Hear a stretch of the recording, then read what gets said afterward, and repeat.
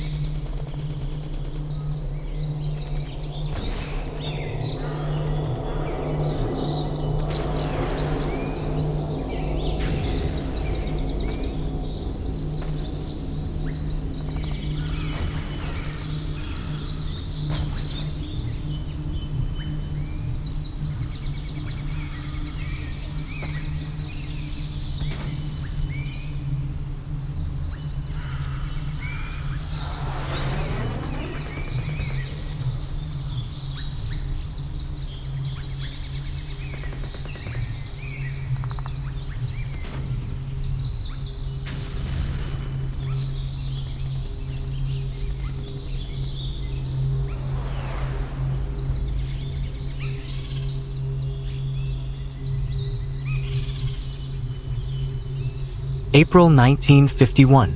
Near the 38th parallel, troops from many nations prepare for yet another massive assault. American Marines, British and Commonwealth soldiers, Turkish units, and South Korean forces stand together against fresh attacks from Chinese and North Korean formations. The fighting reaches extraordinary levels of intensity. Across steep mountains and narrow valleys, men battle for ground measured in meters rather than miles. Entire hillsides become graveyards. Observers describe landscapes transformed by explosions, smoke, and endless streams of casualties. For those trapped in the fighting, the distinction between survival and death can disappear in an instant. By late spring, neither side has achieved a decisive breakthrough. The front stabilizes. A new phase of the war begins. Instead of rapid advances, both armies settle into defensive positions. Yet even without major offensives, casualties continue to mount. The possibility of negotiation finally emerges. In June 1951, proposals for ceasefire talks are raised. Soon afterward, representatives from both sides meet to discuss ending the conflict. But the road to peace will prove far longer than anyone expects. Reports captured from communist forces reveal severe hardships behind their lines. Supply shortages are widespread. Food is scarce. Many soldiers survive on minimal rations while wounded men struggle to reach medical care. Artillery units frequently lack ammunition, and transportation networks remain under enormous strain. These difficulties help explain why negotiations have become necessary. Yet compromise remains difficult. The distance separating the two sides is measured not only in territory, but also in ideology. As diplomats argue across conference tables, the war continues. Month after month, soldiers die while discussions drag on. Civilians suffer even more. Families are displaced. Communities are destroyed. Cities and villages endure bombing, shelling, and occupation. For Korea's people, peace remains painfully out of reach. Even amid war, efforts are made to boost morale. Entertainers travel to military camps, bringing music, comedy, and brief moments of normal life to exhausted troops. For a few hours, the sounds of laughter replace the sounds of battle. But beyond the stage lights, the fighting continues. By late summer, the conflict increasingly resembles the trench warfare of the First World War. Fortified bunkers, underground positions, and extensive defensive networks dominate the landscape. Battlefields gain grim names such as Bloody Ridge, Heartbreak Ridge, and Punch Bowl. Each name tells a story of sacrifice. Each hill is purchased with blood. Negotiations eventually move to a small village that will become famous around the world, Panmunjom. There, representatives from both sides attempt to find common ground. A neutral meeting zone is established. For a brief period, hope rises. Perhaps the war is nearing its conclusion. But winter brings disappointment. The ceasefire remains out of reach. As 1952 begins, military operations continue across the peninsula. South Korean forces conduct campaigns against remaining guerrilla fighters, while negotiations remain stalled. The most contentious issue becomes the fate of prisoners of war. Should captured soldiers be forced to return home, or should they choose their own future? The disagreement proves enormously difficult to resolve. Months pass with little progress. Another controversy emerges. Communist governments accuse the United States of using biological weapons. The allegations attract international attention, but evidence remains disputed and inconclusive. The accusations deepen mistrust and further complicate negotiations. Meanwhile, soldiers on the front lines prepare for another season of fighting. Many wonder whether the war will ever end.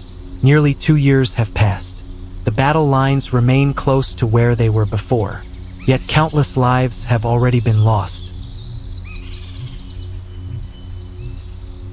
Entire regions lie in ruins. The Korean War becomes a proving ground for new military technologies. Among the most important is the helicopter, used for reconnaissance, rescue, transportation, and medical evacuation. Helicopters dramatically improve survival rates for wounded soldiers. Thousands of casualties are flown from battlefields to medical facilities. Many who would have died in earlier wars are saved. At the same time, mobile army surgical hospitals, better known as MASH units, bring advanced medical treatment closer to combat zones than ever before. These innovations will influence warfare for decades to come. Throughout 1952, fierce battles erupt over strategic hills and ridges. Places like Old Baldy, Bunker Hill, and the Hook become symbols of the war's grinding nature. Ground changes hands repeatedly. One attack follows another. Neither side gains a decisive advantage. The conflict has become a war of attrition. Victory is measured in yards. Losses are measured in lives. Far from the battlefield, civilians continue their struggle for survival. Food shortages, damaged infrastructure, and constant uncertainty shape daily life. Yet despite enormous hardship, people endure. Children attend school. Families rebuild homes. Communities cling to hope. The resilience of the Korean people remains one of the war's most remarkable stories. As 1953 begins, both sides are exhausted. The enormous cost of the conflict is becoming increasingly difficult to sustain. Then a major event changes the political landscape. In March, Soviet leader Joseph Stalin dies. His death opens the door to a less confrontational approach from Moscow.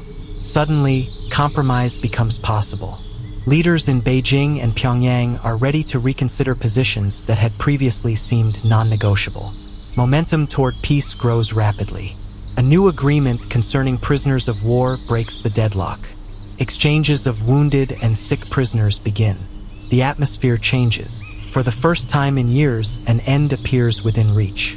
Finally, on July 27, 1953, representatives sign an armistice agreement. The guns fall silent. The fighting stops. After 3 years of war, the Korean Peninsula enters an uneasy peace. Thousands of prisoners return home. Families begin searching for loved ones. Soldiers leave battlefields that had consumed much of their lives. Yet the end of the shooting does not bring a true resolution. The peninsula remains divided. The border that existed before the war largely survives. Millions have suffered. Countless lives have been changed forever. The Korean War never officially ends with a peace treaty. Instead, an armistice freezes the conflict in place. A heavily fortified border continues to separate families, communities, and nations. The scars of war remain visible for generations. Today, Korea stands as a reminder of both the horrors of conflict and the resilience of those who survive it. The mountains have grown quiet. The battlefields have healed. Yet the questions left behind still echo across the peninsula. Was the sacrifice worth the cost? Could peace have come sooner? And what lessons should the world remember from a war that many nearly forgot? The answers remain written across the valleys, rivers, and hills where history forever changed the fate of Korea.